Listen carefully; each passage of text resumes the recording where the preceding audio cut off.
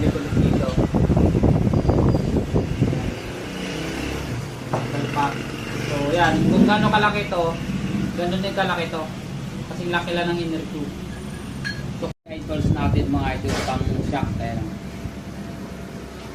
Ito pantanggal, ito yung pangkabit. So sa sample natin. So yan yung oil seal. Yan, tatanggalin muna natin.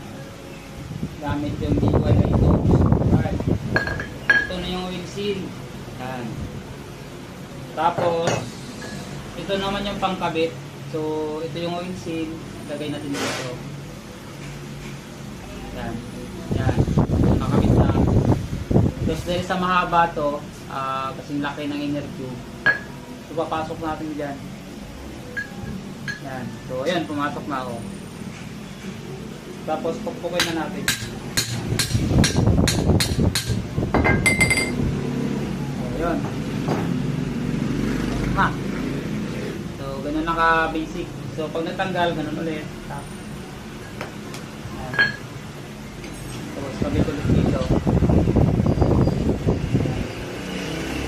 Talpak. So yan, kung gaano kalaki ito, ganun din kalaki ito. Kasi laki lang ng inner tube.